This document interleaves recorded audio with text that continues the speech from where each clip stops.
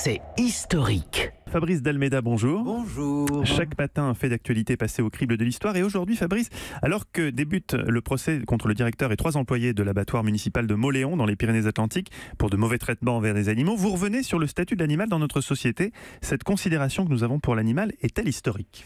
C'est plutôt un retour à une conception ancienne.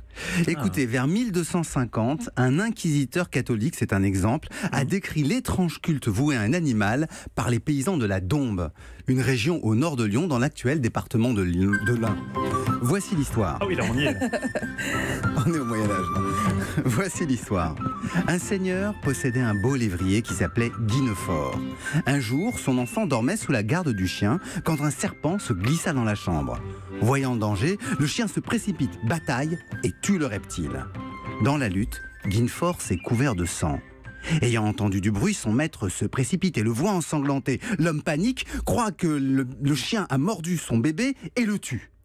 À peine Guinefort est-il mort que le châtelain remarque la dépouille du serpent et comprend son erreur. Il décide donc d'enterrer son lévrier dignement.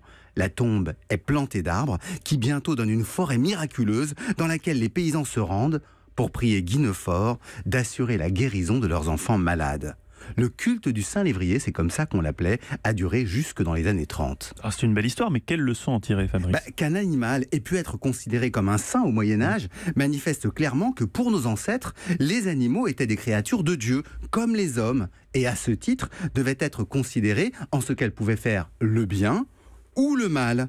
Leur infliger de mauvais traitements devait se justifier.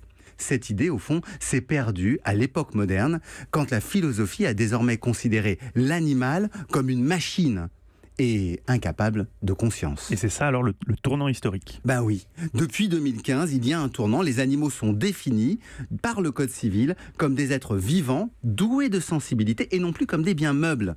C'est un pas en avant pour qu'ils soient vraiment considérés comme des personnes, mais il reste à faire évoluer les mentalités. Et c'est tout l'enjeu du procès de l'abattoir de Mauléon qui commence aujourd'hui.